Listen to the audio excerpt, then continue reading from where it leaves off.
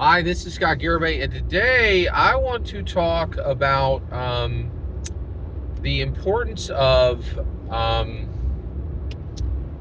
I want to talk about Dungeons and Dragons, and I want to talk about nerds and cowboys. Okay, all right. So the reason why we're talking about nerds and cowboys today is the U.S. presidents. You're probably aware I have a nice little short playlist. I have a playlist of shorts going up, and I'm talking about Dungeons and Dragons in context to the American presidents. And I have been learning all of the American presidents so that I can list them all. Not in order, just that I can list them all. So I have a little fun little mnemonic, and I'm just learning the presidents, right?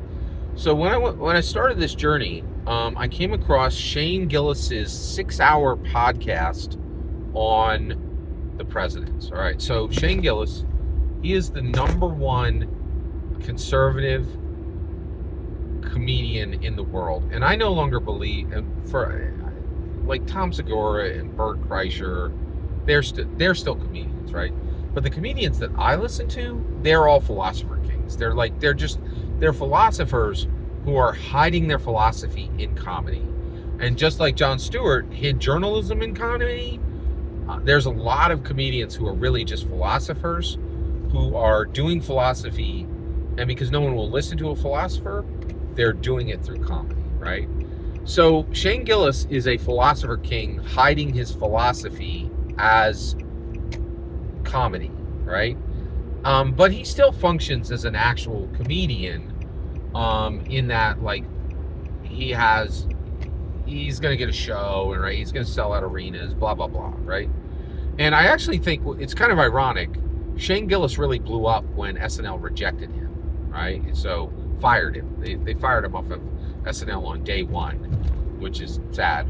But Shane Gillis is brilliant, right? So he did a 6-hour podcast. It's called Matt and Shane's Secret Podcast, and it is 4 separate videos right here on YouTube, each with over 1 million views, right? So all you need to do to find it is just Google Shane Gillis's President Podcast. That'll get you to the first one. Click on the first one, and that'll get you the second one, third one, fourth one. You got to watch this thing. It's brilliant.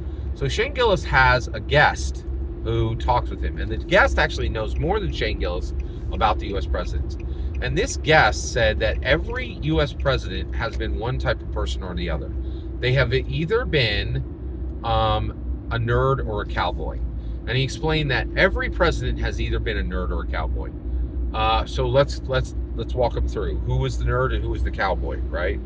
So, cowboy, Teddy Roosevelt, literally, right? Like, he was just like, and nerds figure it out and cowboys get it done. Okay? Nerds figure it out, cowboys get it done. And so, like, a good example of this would be, George H. Bush, total nerd, right? Ronald Reagan, total cowboy, right? George H. Bush was super smart, but never took any real action. Not, you're like, I could take a punch. You're like, hey, would you take a punch in the face from the Gipper? You're like, no way, man, I'll lose all my teeth. Would you take a punch in the face from the Gipper for $500? And you're like, no way, I would lose all my teeth, man. There's absolutely no way that I'm gonna, take a punch from the Gipper. I would lose all my teeth, right? And then, you're like, oh, hey, would you take a punch in the face from George H. Bush? Sure, $500, sure, you got it, yeah, no problem. I'll take that any day of the week. I'm sure it won't be a problem at all. Like Ronald Reagan was a cowboy, right? And George H. Bush was a nerd, right? And George H. Bush was a good president. He figured stuff out, and he was like, okay, I figured out these problems. This is what we need to fix this. This is what we need to do the solution. Now, his staff did it, right? Some of it, right? But like Ronald Reagan, his staff figured stuff out, and then Ronald Reagan would get it done, right? He would actually take action. So I think this guest that Shane Gillis had on really figured this out. Nerds and cowboys. Nerds figure it out. Cowboys get it done, right? Now, why do we need to talk about this as Dungeon Masters and Dragon Masters? Well, here we go. I'm the first person to ever say this. I believe that Dungeon Master and Dragon Master need to be broken into separate roles and need to be considered as a team. Both of these roles need to be considered as teams. So you're like, wait, what are you talking about, Scott? Well, okay, think about a Formula One team, right? Lewis Hamilton is the race car driver, okay? But he don't put the lug nuts he doesn't put the lug nuts on the wheels, and he doesn't work on the engine, right? So I actually believe that the Dungeon Master position should be one person who's at the table, who is really good at projection, might be able to do some voices, right? Has a real simpatico with human beings, right? But the planning for what's going to happen in that session, I'm not sure that should be the engine chair guy, right? So I actually think we need a writer, we need a chair, and we need a producer, right? Writer, director, producer on a movie, right? And some movies, the same person does all that. But most movies today, movies have progressed so far that that's done by 3 people. So I think every Dungeon Master position should actually be the chair, the person who sits in the chair and actually sits in the chair and actually talks to the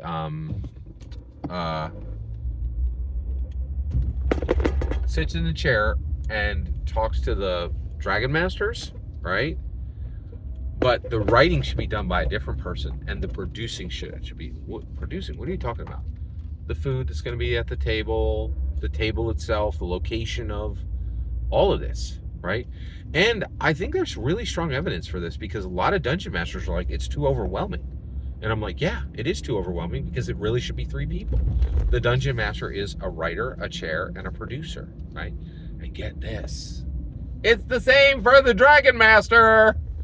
The person designing the player character, the person designing the Dragon Master character, should not be the person who is bringing that character to life at the table. So you need a dungeon chair and you need a dragon chair, right? And so the Dragon Master is really a chair, a writer, and a producer, right? What dice are they going to use? How are they going to process the character cheat? How is the character going to be processed? Completely through Lego, written on a piece of paper, completely electronically controlled. Maybe an AI is involved. Dark Stellar gets in there, right? Writer, chair, producer. So that means that now this does get interesting, okay? Because yes, you're exactly right. You understood it, right? If we have one Dungeon Master and we have a red Dragon Master, a white Dragon Master, a blue Dragon Master, a green Dragon Master, and a black Dragon Master, yep, you got it. That means there's 18 people at the table. Actually, there's 6 people at the table, but they're calming in, there's actually 18 people involved in the table. There's only 6 physically there, but the producer is going to be talking, in an ear mic to every dragon, to one producer talking to each chair for both Dragon Master and for Dungeon Master. So you really, and actually maybe the writers aren't there at all during the session, right? Maybe they're working on the next session, right? At home, plugging away on their typewriters, right? So there's 18 people involved. There's 6 people physically at the table, and there's 6 more people audibly at the table, right? And so I think we've reached this point, right? And the reason why is we had 2 different types of presidents, right? And the reality is, I really think for Dungeons and Dragons, we really need to reach this point where we reach, where we are, every Dungeon Master is writer, chair, producer, and every Dragon Master is writer, chair, and producer. In my humble opinion, that's what's needed. Every single word you just heard is my humble opinion. What's important is when I get to hear your humble opinion, when you get in the comments and send your traffic. Please consider liking and subscribing, and have a fetch millennium.